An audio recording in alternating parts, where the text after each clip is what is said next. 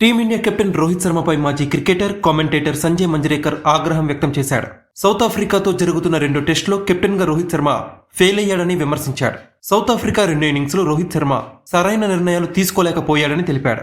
రోహిత్ శర్మ అనాలోచిత బౌలింగ్ మార్పులు south Africa star opener Aiden Markram కి కలిసి వచ్చిందని, దాని ద్వారా శతకం పూర్తి చేసుకునే అవకాశం దక్కిందని అభిప్రాయపడ్డాడు. ఈ మ్యాచ్ కి కామెంటేటర్ గా వ్యవహరిస్తున్న సంజయ్ మంజ్రేకర్ రోహిత్ శర్మ బౌలింగ్ మార్పుల్ని తప్పుబట్టాడు. తొలి ఇన్నింగ్స్ లో 6 వికెట్లతో సౌత్ ఆఫ్రికా పతనాన్ని శాసించిన మహమ్మద్ సిరాజ్ కి ఎక్కువ బౌలింగ్ ఇవ్వకపోవడం టీమిండియాకి నష్టం చేసింది అన్నాడు. మహమ్మద్ సిరాజ్ కి ముందే బౌలింగ్ ఇచ్చి ఉంటే మార్క్రమ్ ఎప్పుడూ అవుట్ అయ్యేవాడని అభిప్రాయపడ్డాడు. సంజయ్ మంజ్రేకర్ కామెంట్ చేస్తూ, రెండో రోజు ఆటలో సిరాజ్ 2వ ఓవర్ వేసే సమయానికి జరగాల్సింది జరిగిపోయింది.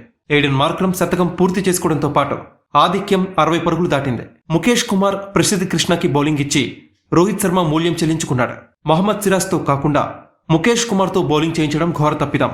జస్ప్రీత్ బుమ్రా బౌలింగ్ చేస్తున్నప్పుడు మరో ఎండ్లో సిరాజ్ బౌలింగ్ చేసి ఉంటే సౌత్ ఆఫ్రికా బ్యాటర్లు ఇబ్బంది పడేవారని సంజయ్ మంజ్రేకర్ చెప్పుకొచ్చాడు. బుమ్రా బౌలింగ్ లో మార్క్రమ్ ఇచ్చిన సునాయాస క్యాచ్ ని కేఎల్ రాహుల్ నేలపాలు చేశాడు. ఈ అవకాశంతో చెలరేగిన అతను ప్రసిద్ధ్ కృష్ణ బౌలింగ్ లో 19 పరుగులు పిండుకొని శతకాన్ని పూర్తి చేసుకున్నాడు. అయితే చివరికి మహమ్మద్ సిరాజ్ బౌలింగ్ లోనే ఎయిడెన్ మార్క్రమ్ క్యాచ్అవుట్ గా వెనుదిరిగాడు. ఇక భారత బౌలర్స్ లో బుమ్రాకి తోడుగా ముఖేష్ కుమార్ 2 వికెట్స్ తీయగా మహమ్మద్ సిరాజ్, ప్రసిద్ధ్ కృష్ణ తలకు వికెట్ తీశారు. 98 పరుగుల లోటుతో 2 ఇన్నింగ్స్ ప్రారంభించిన సౌత్ ఆఫ్రికా మార్క్రమ్ సెంచరీతో 78 పరుగులు మాత్రమే అదనంగా చేసింది. దాంతో టీమిండియా ముందు 79 పరుగుల స్వల్ప లక్ష్యం నమోదైంది. స్వల్ప లక్ష్య ఛేదనకు దిగిన భారత విజయం లాంఛనప్రాయమే.